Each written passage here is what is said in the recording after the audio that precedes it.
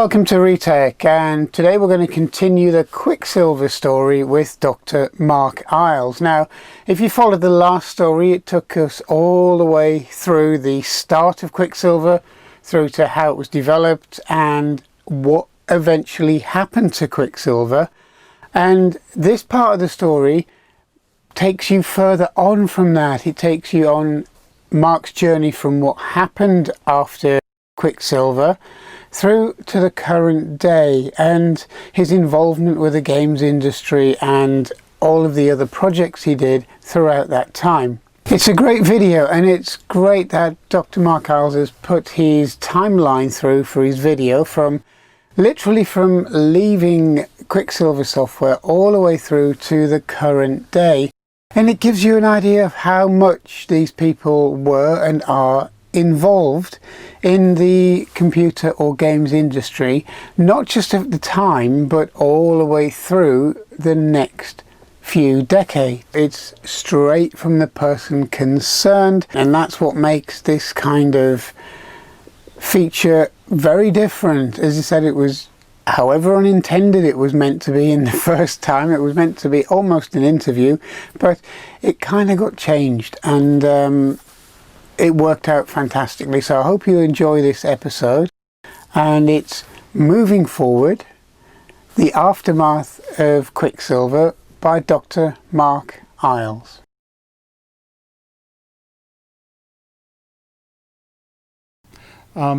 So after the sale, Nick and John disappeared off to Guernsey for financial reasons, and me and Rod carried on briefly at the company. Rod left to set up Electric Dreams, which did really well, and then got involved with Acclaim and went on to be enormously successful.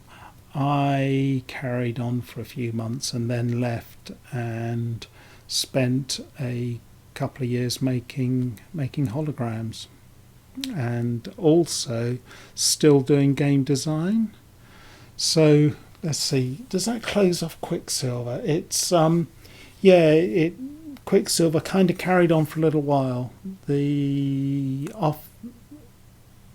was being run by Argus Press Software, and they kept the offices in Southampton for a little while, and we had arranged that the people that were working there should carry on, be able to carry on working it there. But it wasn't long before they closed down the offices there and moved the operation up to London, and it just kind of got absorbed and eventually kind of faded away, really, and pretty much became abandonware. If you try and track down what happened to the company and the company name, it's really obscure. Both myself and Rod have tried doing that odd times, just see what did happen to it, and it's really confusing. It just kind of was part of a couple of different groups and then kind of just disappeared. So hey, it was fun while it lasted, though. Yeah, so after I left, I went and, as I was saying, made holograms. So this is weird personal thing about being involved in something like Quicksilva, a company, a new technology that comes out of nowhere, and the company grows at an extraordinary rate, where over a very short time, and all of a sudden you're going, oh, actually the fact that this has happened once and I was part of it must mean that it can happen all over again many times. And in retrospect, maybe not quite so much. Okay, so both Nick and John went off to do their own thing in Guernsey, and they did various bits and pieces. John was making music software, sequencing software, and did well with that. Nick he had various things that he kind of started doing or got involved with, but I don't think either of them, certainly over the period after Quicksilva, neither of them had the same success again, and neither did I. That it seemed like, oh, holograms, that's new and interesting and innovative, and wow. So me and Caroline set up a holography studio in our back room and had a big concrete base that we had to put down and 1.5 ton typesetting table floating on inner tubes from minis, so that it was isolated from vibration and had a laser and all the gear and stuff, and made holograms, and we kind of ticked over, kind of, I suppose, sort of broke even for a couple of years, and then sold all of that on, because it was interesting and certainly initially a lot of fun, but it was not going to earn us a living. And while I was doing that, I also was going around as a game designer. I decided that, actually, I'm a game designer, because I had been involved in doing some design work at Quicksilva. I did end up there as, what do I call, a creative director, which was fun. So I was very much involved in that and that kind of side of things. And I used to go over to Akersoft for a week a month in Holland, go and work for them as a designer over the year after Quicksilva, which was interesting, which was kind of fun to do. And I was going around companies saying, what you need is a game designer. So game designers, it's kind of a thing now. You do get game design jobs. At the time, it was new and they hadn't really invented that yet. I think the first person who actually came to us when we were, when I was at Quicksilva, a guy called David Bishop came to us and said, we got this design for a game, and we could produce this for you, and if you've got some programming team. And so he came to us with a game design, and that's the first time, I think that was the first person who kind of set themselves up as a game designer and turned up. Because prior to that, so when the industry started, it was all programmers who were doing the design work and the graphics and everything. They just did everything. They just coded up, and if they need a bit of stuff doing, they do it. Then they started to maybe get artists involved, so that was kind of a new thing. But there's still no such thing as a game designer. Hey, how difficult could it be? So yeah, there's David Bishop around. So I started going around offering my services as a game designer, because my background, I wasn't a programmer and I wasn't an artist. And I'd kind of done all this business stuff a bit, this entrepreneurship and entrepreneurial activities, and I'd done some writing and a bit of design work and stuff. So I was going around saying, you need game design. There's someone else, one of the journalists at the time, John Cook, he was going around the same time as me. I think there's 3 of us going around the UK going, we're game designers, we shall design games for you. I bumped into John Cook a couple of years ago at a Tiger event, and he's still going strong, still involved in the industry. It was kind of interesting times. We were kind of inventing this role of game designer and what they should do. So it's not an artist, it's not a programmer, but it's coming up with the ideas for a game. And so I worked for quite a few different companies as a game designer and a consultant, and worked on loads of games which were never completed, which was kind of a thing. Still a bit of a thing, but maybe not quite as bad as it was then. That there was always endless titles being in production which didn't get finished.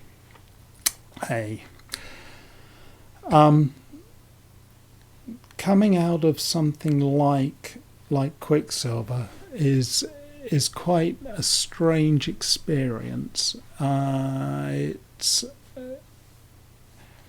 It's like you've had this huge thing happen, and it's maybe not going to happen again. And where do you go from that? So I remember kind of sitting in the garden thinking, what next? Where do you go from here? You've gone from nothing to most successful, setting up a whole new industry with, along with the other 50 people. This enormous industry, which will probably get bigger, because at the time it hadn't got big yet, but it was still moving on towards mass market and growing, steadily growing. Where do you go from there? So carried on, became more involved with game designing. My most successful design, which is a really long time ago, was Aliens that I did for Rod at Electric Dreams. Did a game based on the movie, and that was Rod came to me and said, "Oh look, we got these licenses that we want to do games on." What was it? It was Big Trouble in Little China. I think Howard the Duck and Aliens. So I ended up working on the Aliens. Well, no, I came up with ideas for all of them, but it was the Aliens one that I think it was Howard the Duck. But it was the Aliens one that I did most work on and designed, and that was it was something that came together. And at the time it was, here's the script. Film's not made, don't know what it's going to be like. Probably be all right, because Alien was okay. We enjoyed that. So Aliens, probably going to be all right. Here's the script. Read the script. Design a game. So I designed a game having read the script before the film came out, and we were kind of working away on that, putting the game together. And it was it was a long time ago. I am proud of it though. I think it was a good game. It's kind of a bit like a missing link between 2D shooters and first person shooters, that you were looking out through the eyes of your character, who was in the middle of a room with the room scrolled past, the wall scrolled past on the screen as your character theoretically rotated around in the middle and had little crosshairs for the gun, and you could shoot the alien when they appeared and face huggers and stuff. So it had that kind of first person shooter feel, even though it was just like a bit of 2D wall scrolling left and right. So, but it did give you that kind of sense of immersion, and also had a team, a squad that you were in charge of. Say at the bottom of the screen you had little monitors showing the 6 squad members, and you could switch between them and kind of control them, and then as you worked your way through the base. So it was kind of fun. And then worked on a whole bunch of other stuff. Ended up going back into business with John and working with him at Hollis Research, and we were doing a whole lot of interesting projects where I was doing game design and he was doing a bit of hardware and software. We did some work for Hasbro, which made toys, were designing board games, interactive board games for them. We did this it was random access video game where you this is the days of VHS tapes, so you could put a VHS tape into your video player and have a little sensor on the screen and a controller, and on the video that played it had a little time code in the corner there, and you could, the controller you had remotely controlled your VHS video, and it could randomly access any point on the video. It could fast forward and rewind and find a spot and then play a little bit of video. How easy that would be on DVD. But they hadn't invented those. So we were doing it on VHS video, and I had this whole idea for a board game where you went round and you played little clips from the video. A bit there was a game called the reason they were really interested in this is there had been a game called Atmosphere, FEAR, that had come out, a board game where you played a video while you played the board game, and it kind of had various prompts and cues and things that came up while you're playing. So we designed that, got that up and working, and then, as with many projects, they said, actually, we don't want to do this after all. We've decided to do something else. but hey, it was quite a challenging. I know for John it was incredibly challenging technically, and I had to come up with some ideas. So that was okay. So we were doing various kind of projects like that together, which was interesting. Then we got involved doing personal development software, which was with John's accountant, who wanted to set up a company doing that, doing personal development software, and that kind of grew a little bit. We started putting together some ideas, and it was it would have gone somewhere, but the whole project collapsed, sadly.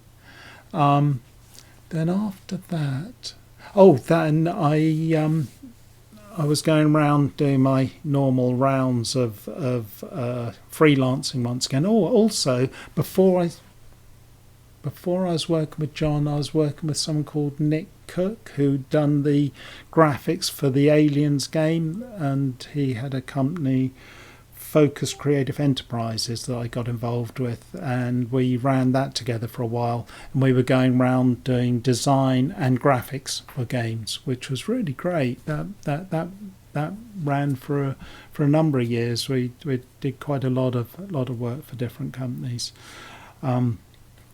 So over this whole kind of period, through the mid 80s through to the late 90s, I was kind of alternating between these different companies and freelancing and going around doing different things.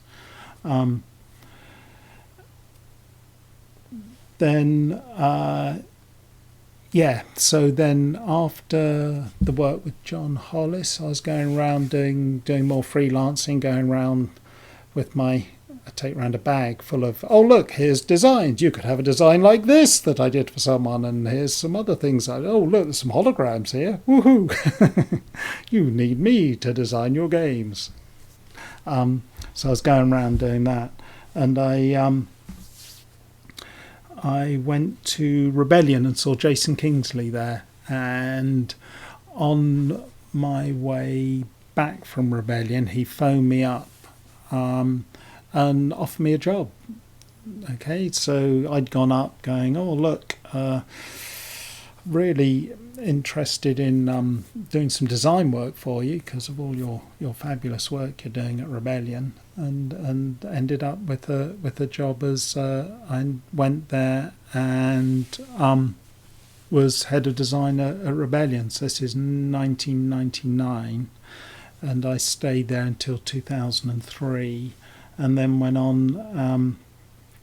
After that, there was a job advert came up. So at Rebellion, that was great. I was helping out. Doing design work and pitching games and doing game pitches and things. Did some work on helped out with Aliens versus Predator, which was their big title, the PC version of that, not the original version on the Jaguar, but on the PC version. I arrived at Rebellion when they'd nearly finished it, and I did a little bit of work on that, and then on there was various add-on packs they did, and also pitching for future works. I did various bits and pieces at Rebellion, but very much writing design documents. That was my thing, I guess, mainly. But it was Rebellion's interesting company run by Jason and Chris Kingsley, two brothers. It's not unknown in the games industry to have two brothers running a company. Then in 2003 I left Rebellion, and Caroline had seen this advert in the paper, and it said, "Oh, we're looking for someone to come and teach games for us at our university." And it was the University of Portsmouth, and they had a whole initiative which was New Directions Lecturers, they called it. And the idea was to get in people from industry to come and teach all of those industry skills to their students and set up innovative courses. So in 2003 I went to work at the University of Portsmouth and set up their games courses there. There's quite a few games courses now.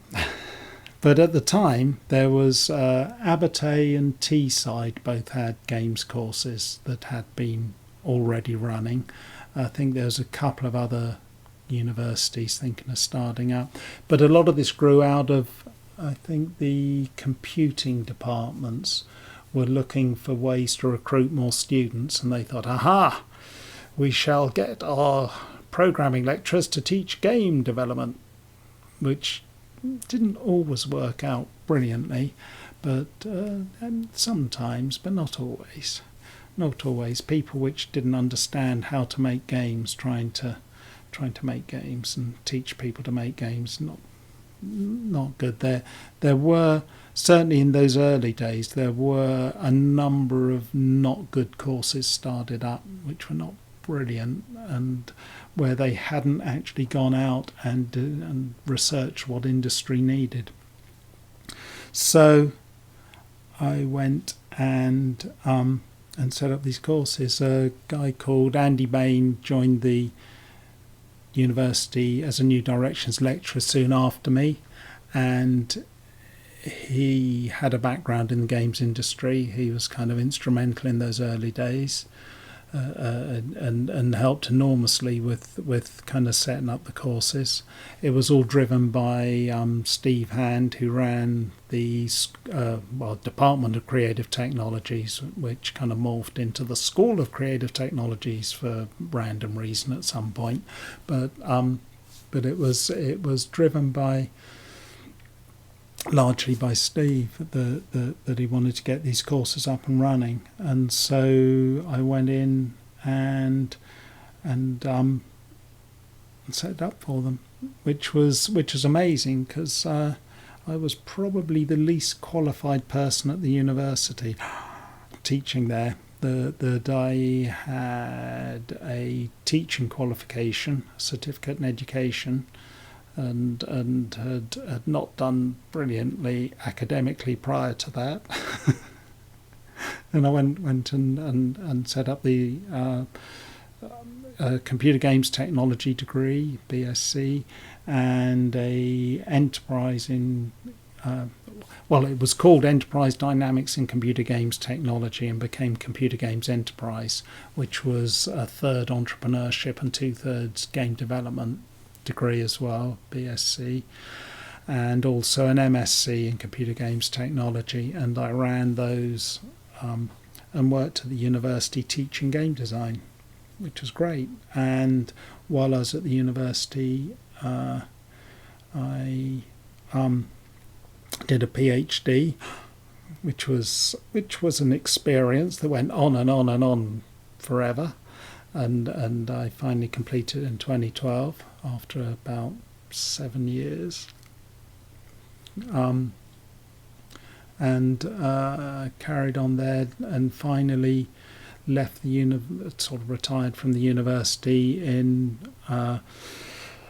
2019, which was great. So now I'm spending time writing mostly. So I'm doing you know, that stuff that you want to do and you never have time to do, like learning to play the piano, and writing that science fiction book. Yeah, I'm having a go at some of that stuff now. There, I think I'll pause there. God, what a big core dump of information. Oh goodness. Okay, so thanks for watching, and I hope you enjoyed that episode of Moving On After Quicksilva and the Aftermath by Dr. Mark Eyles, because it's a fantastic insight into the industry and how people also move on and develop throughout their own personal history within a similar subject. So I'd like to thank Dr. Mark Eyles again for this video, and I hope you enjoyed it, and I hope you got a great insight into what he's done and how he did it. And I hope you join us for the third and final part of this series, which covers games design and education and how to get into both. So thanks again for watching, and we'll see you again on this channel. Please subscribe if you enjoyed it, and there'll be a lot more to come. Thank you.